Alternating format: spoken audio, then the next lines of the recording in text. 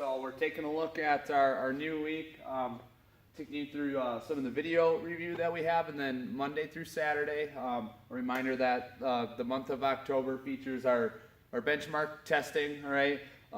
We know this time around, this October, we're not doing a ton of testing throughout the week because we want our best effort to be on the 1 or 2 tests that we have, and then still be able to have like 1 or 2 days during the week where the intensity is dulled down a little bit and we're not smashing our athletes, all right? We want to be able to put our best foot forward with that. So we'll keep that in mind, all right?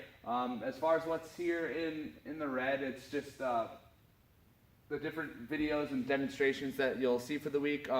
Those are oftentimes like the new movements that you'll see that will usually, if it's new, we'll incorporate in a warm-up first before a workout, all right? And then some of the recovery pieces, but we'll have those handy for you so that you can use them in your class and try to make sense of it, all right? But starting you with our Monday workout, okay? So we're finally on our last week of the 20 rep max series, all right? And I know coming off of the 10 rep and then into the 20 rep, it seems like we've been back squatting for a long time, all right? But we really wanted a big picture, long-term kind of goal to look at, to see like, okay, here I was on week 1 and here I am on week 4 of the 10 rep and now week 4 of the 20 rep, okay? So we'll finish that, we'll see what kind of numbers we can hit and kind of reflect on it, and then we'll have a week of lower volume squatting, if any back squatting, okay? But the nice thing about finishing with that back squat period is it's going to lead us into the workout that provides us movement consistency. I try to do that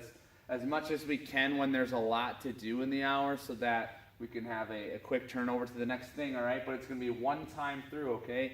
50 calorie row for the guys, 40 for the ladies, straight into back squatting.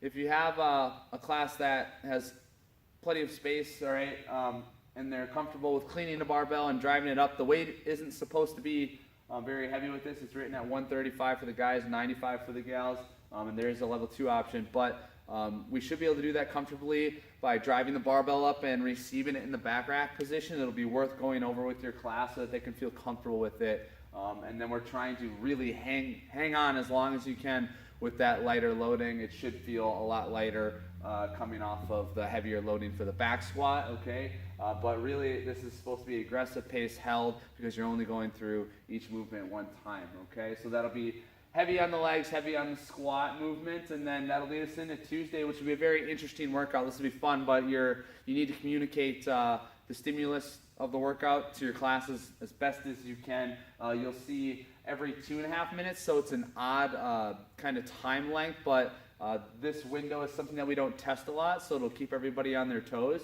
And it's also a longer duration to hold an interval, but there's going to be 3 movements that you hold in that 2.5 minute window, so it's in every 2.5 minutes. We're going to do that 6 times through, so it's actually a total of 15 minutes of work.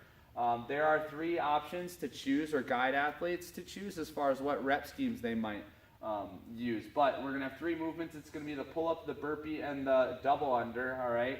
We have a base number that we'd like everybody to be able to do, which is doing 8 pull-ups, 8 burpees, and then 16 double unders is what that last one would be. So whatever the double under is at the end, it's going to be double the rep scheme, hopefully, of what you were doing, all right? So that's like the minimum kind of what we're shooting for, and that's going to be very challenging for a lot of people to get that work done in that 2.5 minutes. But if that's easy and we find that people can work through those conditioning movements really well, we can up the ante to 12, and then it would be 24 double unders, all right? We're going to keep double unders and single unders the exact same today, just so we can focus on the same jump and get the work done quickly. The double unders is just supposed to be an inconvenience.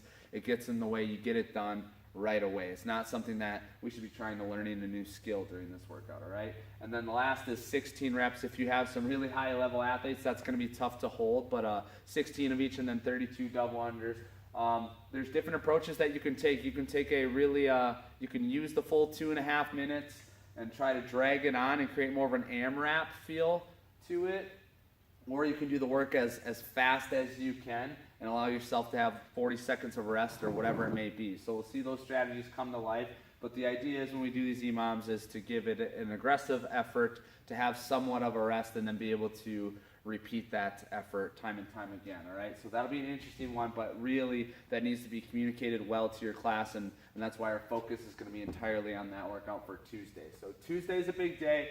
Wednesday's going to be a little bit different. We're going to have flowing segments in there, different pieces. So we'll do one thing, we'll have a break, and then we'll focus on another thing, we'll have a break, and then we'll focus on one more thing and have a break.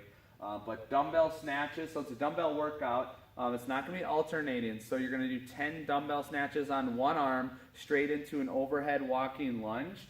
Being that we're using the same arm and we're having rest built into this 3-round workout that you're going to run into, if athletes feel good, you can have them use a heavier dumbbell than what they're accustomed to using, all right? It doesn't always have to be the CrossFit Open standard 50-pound dumbbell or 35-pound dumbbell. If you have some heavier loading and athletes are moving to hit good positions, that's a good time to do it because it's a controlled environment for us. But it's going to be 3 rounds.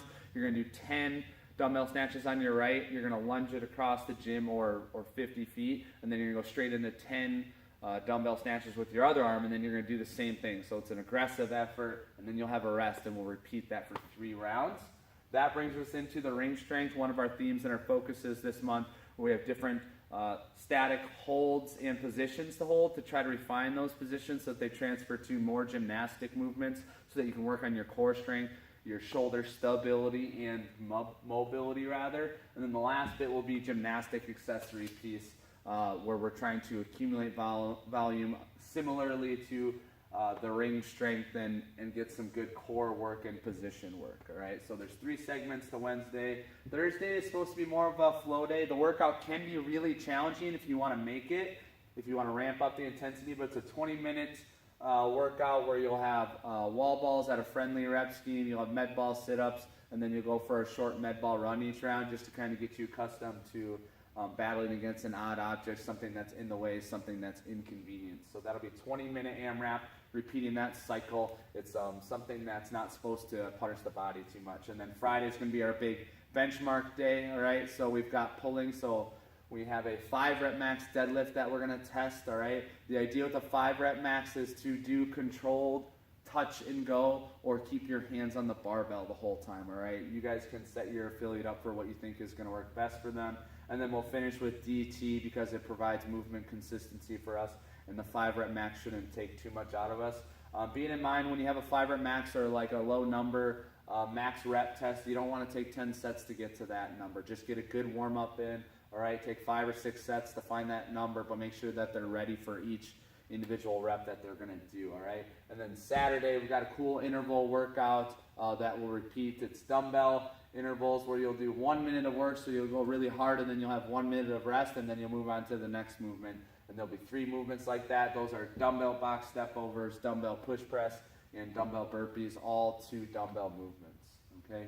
So that kind of lays out our week. Definitely some challenging workouts in there, but I think it's laid out in a way that we can kind of sustain our intensity. I'll provide you with anything else that I think you guys need to take on the week, and maybe any additional coaching cues, information that you can use to take to your classes. All right, let's have a great week.